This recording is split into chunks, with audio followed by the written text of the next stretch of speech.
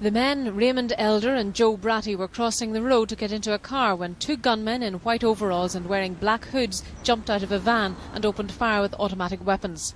One of the men is thought to have died instantly and the other a short time later. The gunmen then sped off in a car down the Ormer Road but were chased by a police patrol which was in the area. The car stopped at the bottom of Hatfield Street where the three men ran off.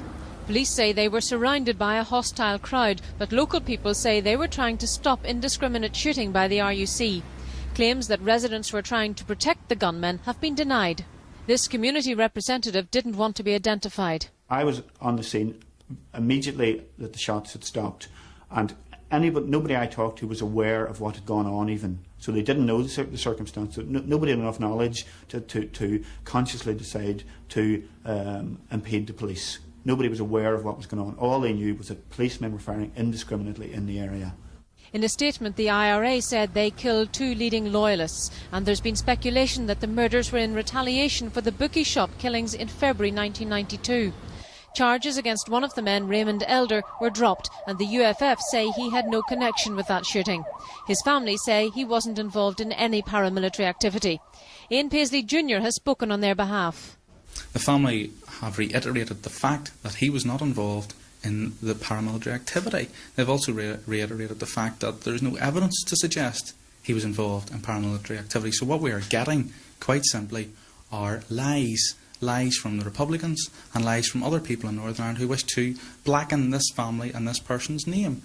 The MP for South Belfast says people in the Annandale area, where the two victims had close links, are angry at the killings. I would have thought the bulk of people, even those who may not have in any way had any place for the victims with their reputation, and I've got to put it that way, whether their reputation was justified or not, I'm not in a position to say objectively. I can only reflect that the bulk of people in that area will not be happy at the way they were killed. Both loyalist and nationalist areas of the Ormer Road are tense today.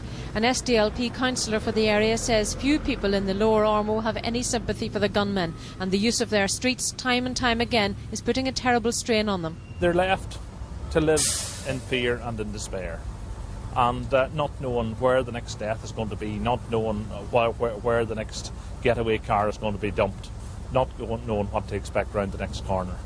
There are reports that one of the murder weapons was thrown into the river, and police divers have spent the day searching the riverbed.